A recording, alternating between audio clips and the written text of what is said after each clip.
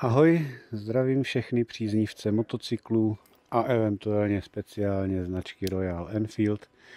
Rozhodl jsem se shrnout svoje 2,5 měsíční zkušenosti s nejnovějším modelem od Enfieldu, letošní novinkou Super Meteorem 650. Motorku mám od července, teď je konec nebo půlka září. Najeto máme, když se podíváme, skoro 2,5 tisíce kilometrů. A já vím, že existuje spousta recenzí, kdy si můžete poslechnout lidi, kteří tu motorku měli půjčenou na testování a na nějakou zkušební jízdu. Ale já si myslím, že pro uživatele nebo pro člověka, který se rozhoduje o koupi takového stroje, bude užitečná zkušenost z nějakého dlouhodobějšího používání a včetně nějakých praktických poznatků, a to je to, co bych chtěl v téhleté recenzi pokrýt. Myslel jsem si, že rozdělím tady tohleto video do několika kategorií, možná to tak taky udělám. Ty kategorie se budou věnovat jednotlivým segmentům, vlastnostem toho motocyklu a na konci bych chtěl shrnout nějaké své praktické požadavky nebo poznatky, co se týká používání a údržby a ježdění na tom a vůbec takový jako obecný vzhled uživatele do jízdy na tomhletom stroji.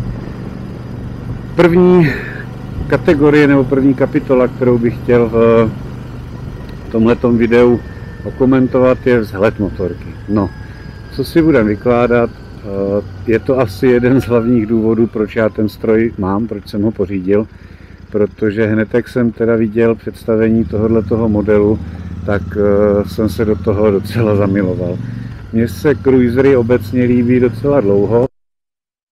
Žádný jsem doposud neměl, jezdil jsem na naháčích a na cestovních endurech, ale jak jsem viděl tady tuhletu koncepci, tak nevím proč, co mě na té motorce tak vlastně jako fascinovalo, protože v porovnání s cruisery střední třídy, nevím, prostě ty mě až tak nenadchly, ale tohle to teda bylo úplně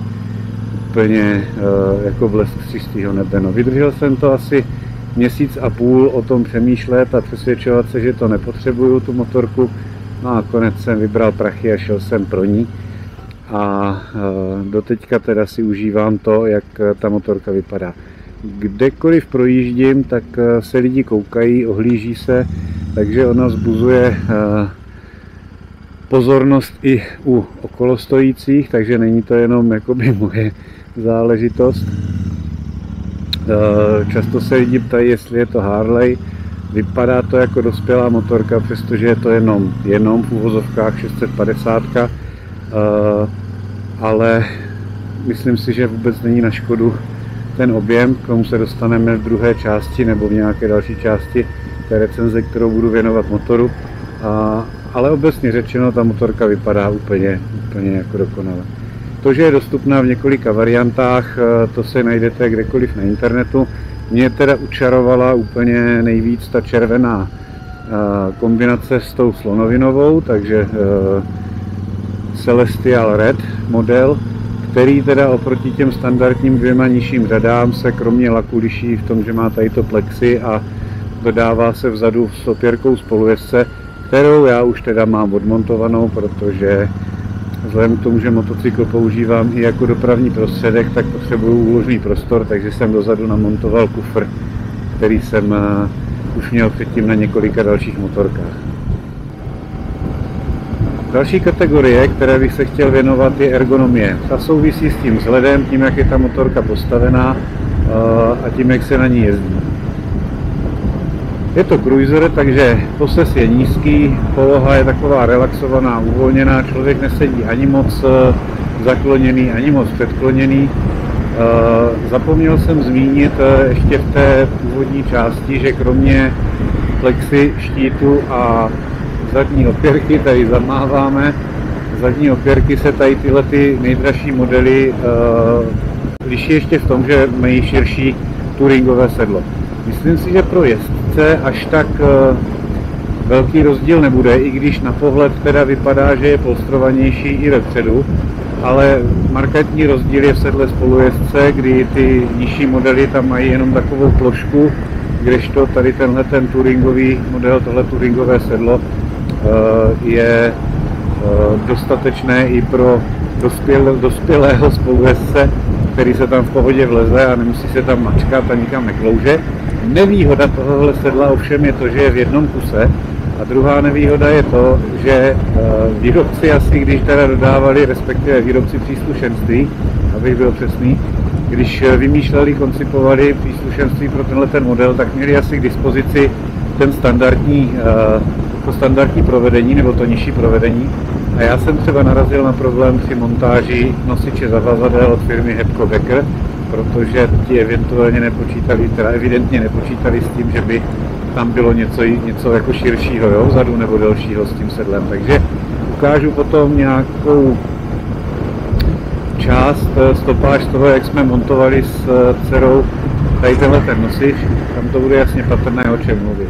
Tady ten oblouk na tom nosiči vlastně nám tam trochu zavazel a to sedlo nám trochu zasahuje do toho nosiče, takže ten kufer budeme muset trošičku posunout a uvidíme, jestli tohle to nebude toho spolujezdce tlačit. Takže touringové sedlo, co se týká dobrého pohodlného posazu k té ergonomii, poměrně významnou měrou přispívá. Já se právě teď vracím z výšťky, kdy jsme vyráželi někdy o 10:30 ráno. Teď vidíte, že je 5 hodin 20 minut, no na je to máme nějakých 230 km, sakryž to není moc, ale byly pauzy na oběd a na kafíčko. Nicméně, myslím si, že takové 4 hodiny jízdy jsem absolvoval a musím říct, že mám klidně chuť ještě jet dál. Takže co se týká pohodlí toho motocyklu, za mě pozice jezdce je skvělá. Co jsem teda udělal jako změnu oproti standardnímu provedení, jak jsem to dostal z prodejny, tak jsem natočil trochu řídítka takhle tím směrem nahoru, takže jsem si je trochu zvedl, tím pádem můžu i víc narovnat.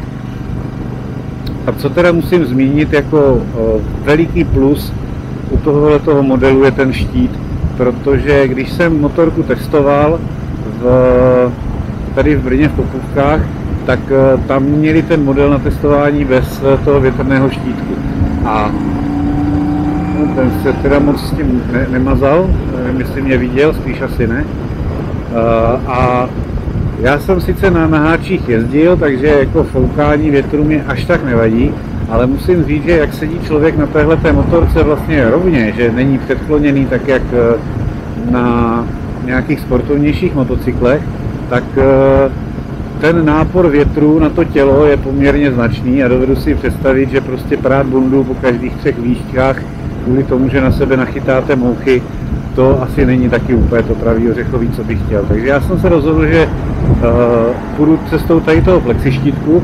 Ten hodně toho větru sám od sebe eliminuje, takže za mě úplně super, protože fakt jak člověk sedí, má ruce, nohy natažený dopředu, takže tělo vytváří takový C, nebo v podstatě tvar padáku, tak ten vítr vyloženě lapáte a po chvíli a při té vyšší rychlosti, což myslím nad 90 km/h, tak už to začalo být poměrně unavující. Tenhle ten štítek vyřešil nápor větru na tělo, nicméně sám o sobě ještě neřešil to, že vlastně turbulence, které se od něho zvedaly, zrovna teda dosahovaly svého maxima v oblasti hlavy, takže ta motorka byla poměrně hlučná, respektive jízda na ní byla poměrně hlučná. A když jsem zkoušel se potom připosadit nějak níž, tak jsem zjistil, že o pár centimetrů níž ten hluk je v podstatě třetinový, takže jsem se rozhodl ten štítek ještě nastavit tady tímhletím menším plexi.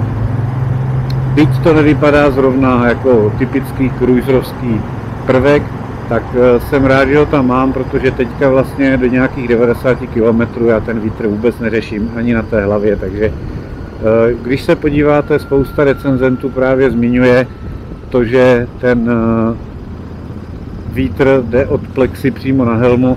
Tímhletím se to dá velmi uspokojivě vyřešit, stálo to několik 100 korun a mám vlastně vystaráno. To je jedna z modifikací, kterou jsem se rozhodl do té motorky vrazit. No a tak co se týká té ergonomie, tak tím jsem vlastně vyřešil ty problémy, které mě trápily. Pohodlí při delší jízdě úplně v pohodě. Další kapitola, motor. Krásně jsme teďka cítili, jak zatáhl od spoda, tak musím říct, že z motoru jsem úplně nadšený. Je to sice jenom v uvozovkách 650, ale nevím, jak se to klukům v Indii povedlo. Říká se, že přetáhli nějaké vývojáře od Triumfu. Charakter toho motoru je napříč otáčkama naprosto dokonalý. V nižších otáčkách se to chová jako hodný čopřík a když tomu naložíte trochu víc, tak se to umí zase chovat jako sportáček. U toho sportovního režimu jízdy nebo sportovního stylu jízdy tam pak narážíme na to, že ta motorka je stavěná poměrně nízko, o tom se zmíním v kapitole nebo v povídání, které budeme věnovat podvozku. Ale když to fakt vytočíme, tak si to nezadá klidně i s nějakou sportovnější mašinou.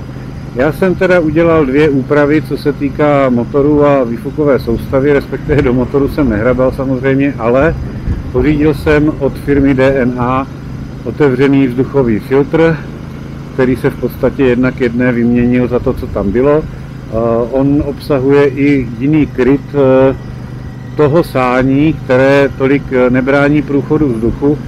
Je na to taky natočený video, který si můžete pustit u mě na kanále. A druhá věc, co jsem udělal, tak byl jsem hodně zvědavý, jak by se ta motorka chovala s laďáky. Takže jsem z Indie nechal přivést ještě laděný výfuky. O těch taky video je, nebo se připravuje, uvidíte v odkazech pod videem.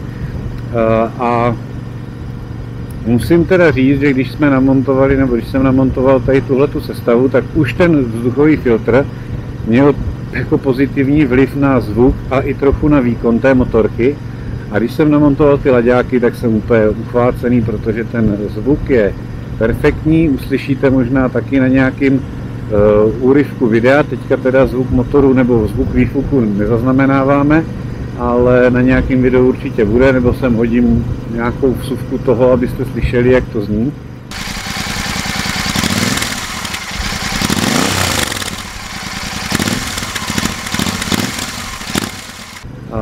A v nižších otáčkách zase, když si přeřadím, jo, tak to bude brumlat jako čopřík. Slyšíte? Ve vyšších, když tomu dáme, tak se to bude chovat jako sportovnější mašina. Takže za mě laďáky super. Dokonce jsem měřil i hluk těch laďáků, stáhl jsem si aplikaci do mobilu. Jsme pořád v toleranci toho, co má motorka napsaných techničáků, takže žádný problém by neměl být ani při nějaké kontrole hlučnosti toho výfuku. No, s motorem nám souvisí brzdy. Já jsem měl trochu strach, že je tam jenom jeden kotouč vepředu a při těch testovacích jízdách jsem byl z toho brzdního účinku trošku rozpačitý, protože přeci jenom člověk byl zvyklý z cestovního endura velkého na něco jiného. Prosím, sportem ku zdraví, taky mě to čeká. Nicméně musím po těch 2 měsících konstatovat, že výkon brzd je dostatečný. Na to, jak ta motorka jede, jak jsem říkal, umí se ji docela rozjet, ale nečekejte, že prostě budete lítat po kreskách 150, aniž bych tím někoho naváděl. Tak když se zapojí obě brzdy, tak ten brzdný účinek je v pohodě. Musel jsem už párkrát nouzově brzdit, dokonce i se spolujezdcem za sebou, a vždycky jsme zastavili ještě s nějakou rezervou. Takže za mě je potřeba kombinovat přední a zadní brzdu. Ta přední sama o sobě nemá ten výkon nic moc, byl jsem z toho překvapený, ale asi tím, že ta motorka má těžiště posunuté trochu dozadu, tak ta zadní brzda naopak funguje jako velice platný člen té brzdné soustavy a platný doplněk toho, jak tu motorku můžete ovládat. No, od brzd přeskočíme k podvozku. To je velká kapitola i ve všech recenzích zahraničních, když se na to podíváte, i v těch českých. Každý uvádí to, že Super Meteor má prostě tvrdý podvozek. Zrovna jedeme po cestě, která to trochu potvrzuje. Asi slyšíte, že hlas mi trochu přeskakuje, jak jedeme po těch jednotlivých nerovnostech. Je pravda, že ten podvozek je tvrdý. Je to zejména teda vzadu. Vpředu je upside down vidlice očovy, tam si myslím, že je to celkem v pohodě, ale ten zadek, tím, že ta motorka je nízko postavená, ty pružiny mají krátký chod, respektive tlumiče mají krátký chod, tak tam není příliš prostoru na to, aby nějak mohli účinněji tlumit. Tlumiče jsou nastavitelné ve 4 krocích. Nastavují se tady jenom pružiny vlastně předpětí. A já musím říct, že když jsem motorku měl půjčenou z testovacího centra v Brně, tak se mi stalo několikrát třeba takhle v zatáčkách, že jsem prostě škrtnul stupačku a byl jsem z toho poměrně rozpačitý. A pak jsem zkusil, protože každý si řekne, že jsou to tvrdý tlumiče, nastavím je na měkko, ať mě tak nebolí prdel, až z té motorky slezu. Já jsem teda potom nastavil ty tlumiče podle návodu na tu 3. hodnotu pro mě, protože ještě jezdím občas se spolujezdcem, tak to nechci pořád překlikávat, takže jsem to naopak trošičku přitvrdil. A musím říct, že problém se škrtáním stupačkama, tím, že ta motorka se tak nepotápí v těch zatáčkách, tak trošku odpadl, takže teďka už jsem s náklony spokojenější, nejsem tak nervózní, když jdu s motorkou do náklonu v zatáčce. A druhá věc, které jsem si všiml, že zhruba po nějakých 1500 kilometrech ty tlumiče si prostě sedly a myslím si, že už tak tvrdé, jak na začátku nejsou. Je taky možné, že částečně si na to člověk zvykl. Přiznám se, že jsem se přistihl, že už jsem se naučil vnímat tu vozovku před sebou a když je tam nějaká patrná nerovnost, tak se jí pokud možno vyhnout, ale to k tomu patří. Nicméně pořád si myslím i to, že ty tlumiče se nějakým způsobem stabilizovaly, trošku se změkčily. Trochu mi v tom utvrzuje i moje komunikace s výrobcem příslušenství z Velké Británie, teď si nedovedu vzpomenout na jméno, ale oni mi napsali, že i podle jejich zkušeností po nějaké době si ty tlumiče sednou a že nemají důvod vyvíjet nějakou náhradu. Takže i když slyšíte nebo čtete v recenzích, že ten podvozek je tvrdý, tak nebojte se, není to nic, čím by se nedalo úplně žít. No, samozřejmě nežehlí to tak jako GSO s nastavitelným tam ESA a různýma jinýma moderníma vymoženostma, tak to asi nečekejte, ale na kategorii téhleté motorky je to dostatečné. Kategorie, na co jsem si nevzpomněl dřív. Když jsem o tom teď tak přemítal, tak jsem si uvědomil, že jsem vlastně nic neřekl o pár dalších doplňcích, které jsem na té motorce nainstaloval a které si myslím, že přispívají k jízdnímu komfortu. U té ergonomie, tím, že je to cruiser, máte nohy vlastně natažené jakoby před sebe částečně. Já jsem na začátku hodně řešil, že když jsem se rozjel, tak jsem s nima chvíli máchal ve vzduchu, kde jsem teda hledal stupačky, tam, kde by byl člověk zvyklý pod zadkem je najít. Teď už jsem si na to zvykl, nicméně při delší jízdě i ty nohy natažené v takovéhle relaxované poloze začnou, nechci říct bolet, ale prostě stuhnou a je to nepříjemné. To je problém každé motorky. Takže jak se montují předkopy na nějaké motorky, aby si člověk mohl natáhnout ty nohy dopředu, tak já jsem si namontoval pár stupaček do prostředku toho rámu. Jsou tam na to nachystané závity, protože si myslím, že teda rám je částečně shodný s jinými modely od Enfieldu. Takže jenom jsem pořídil stupačky se šroubovacím závitem nebo se šroubem, namontoval, natočil jsem je tam, namontoval a teďka mám vlastně možnost si odložit nohy doprostřed rámu na takové jako nouzové stupačky. Samozřejmě je to něco, co by asi nepotěšilo silniční kontrolu v městě Načapala, protože máte nohy mimo ovládací prvky motocyklu, protože nemáme žádné přepákování, ale na nějaké rovné silnici, kde nehrozí to, že byste museli nějak nouzově brzdit, nebo tam není velká pravděpodobnost tohoto, anebo řadit, tak se dá na chvíli těm nohám odpočinout. A taky při přejíždění různých nerovností si člověk může jakoby nadsednout a nadlehčit pozadí, takže jí to pomáhá jízdnímu komfortu tady z téhleté stránky, z tohoto pohledu. Jak říkám, motorku používám jako každodenní dopravní prostředek, takže jsem řešil potřebu nějakého úložného prostoru. Sama o sobě ta motorka žádný velký úložný prostor nemá, jediné, co tak má pod, teďka myslím, levým kaslíkem, úložný prostor na manuál, vejde se tam jen tak nějaká základní lékárnička a tím tak končíme. Já jsem se rozhodl po té, co jsem studoval nabídku výrobců, ona není teda nějak široká tady v Evropě. V podstatě jsem zjistil, že jediný, kdo vyrábí nějaké použitelné kufry, je italská firma Givi a potom německý Hebco & Wecker. Já jsem se rozhodl jít do těch Hebco & Wecker, protože oproti těm Givi používají systém uchycení, který není na té motorce nějak rušivý, když tam ty brašny nemáte.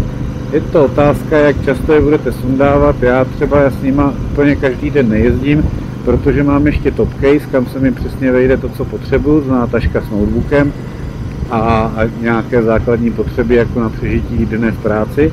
Tak ty boční brašny oddělávám, sundávám a v tu chvíli se mi líbí to, že nosič od Hebco & Wecker je taková nenápadná ploška, která tam vlastně nějak neruší. Oproti tomu systému Givi, které vlastně používá trubkový rám, tak tam mně přišlo, že byť jsem to viděl jenom na fotkách, ale už se objevují i videa s recenzí těch zavazadel, tak mně přišlo, že to prostě zůstává na té motorce jako taková konstrukce, jako lešení, které vlastně vzhled toho motocyklu docela jako degraduje. No a přicházíme na test tlumičů silnice tady u nás pod Dědinou, protože ta je vyhlášená tím, že je to jedna z nejhorších silnic široko daleko. Slyšíte, jak se mi chvěje hlas, protože už se těším domů, ne, tak tím to není. Je to prostě tím, že ta motorka má tvrdý zadní pružiny, ale opravdu vnímám a teďka, i když o tom mluvím, tak si to uvědomuju, že ten posun tam nějaký od té nové motorky je, protože když jsem tady s tím měl poprvé, tak jsem si myslel, že se mě z toho vysypou všechny šroubečky a ze mě to vymlátí duši. Teď už ten pocit nemám, nějaké zlepšení tam jako nastalo. Ohledně motoru jsem ještě nemluvil o spotřebě. Nejsem úplně typ, který by to nějak hlídal nebo měřil, ale samozřejmě zajímalo mě to. Takže když jsem vlastně měřil jednu z prvních nádrží, nebo vyjížděl jednu z prvních nádrží tady na té motorce, tak jsem naměřil 4,2 litru, což je docela v pohodě. Teď zrovna mě zajímá, jaká bude spotřeba s tím laďákem, protože tam může být nějaký posun, uvidíme. Takže mám tady natankováno ráno plnou a můžeme to zkusit změřit, když bych se teďka ještě stavil vlastně jednou na benzínce dotankovat. No, jedeme změřit spotřebu. Včera jsme na benzínce tady u nás natankovali plnou nádrž, jeli jsme na výšku, výška byla nějakých 290 km, tam je celkem teďka, vynuloval jsem si počítadlo, abych to měl napřesno a blížím se zpátky k benzínce, úplně na stejné místo, kde jsem tankoval včera. Nalijeme tam zase plnou a uvidíme, kolik se tam vejde. No, krásných 444 korun. A když se teda podívám, opravdu to vychází 11,2 litru. Takže jestli se nemýlím, tak výpočet bude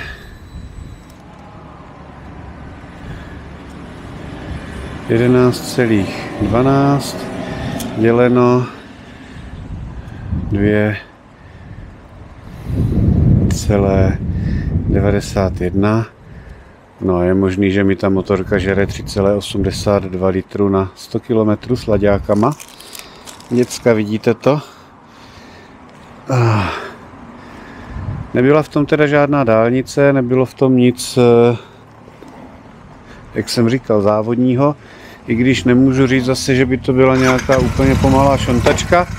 Takže za mě bylo necelý 4 litry. To je hodně slušný. Přiznám si, že to jsem sám nečekal. No a jak se vracíme z tankování s překvapivým výsledkem spotřeby za posledních 292 km, a to podotýkám, že při těch 290 necelých, co jsem dal k benzínce, tam svítily ještě 2 čárky palivového měřáku na nádrži, takže se nerozsvítilo ani hladové oko, jo? Takže ta spotřeba opravdu teda při té včerejší poklidné výšce, kdy se teda po těch okreskách jelo opravdu kolem těch 80, tak ta motorka umí být hodně ekonomická. Co se týká teda celkového mojeho dojmu, tak já musím říct, že já jsem totálně nadšený. Po přechodu z cestovního endura asi jsem nemohl šáhnout po odlišnějším typu motocyklu a z 1200 kubíků jsem šel 650 s trochu obavou toho, jak to budu vnímat, ale musím si teda zaklepat na dřevo zatím, že ta motorka koncepčně je udělaná prostě perfektně, je to moderní stroj, i když indické provenience, tak na něm nezhledávám nějaké úplně zásadní jako nedokonalosti, jak se řekne, nedodělky, nedotáhnuté věci. Je to stříkačka, motor je úplně perfektní. Samozřejmě záleží, jak se ta motorka bude chovat v průběhu dalších x let, protože neplánuju ji nějak brzo dávat pryč. Takže zůstaňte u tohohle kanálu, klidně si klikněte na odběr, na like, to nic nestojí a zase vám to zazvoní, až se mi povede dát dohromady nějaký další video.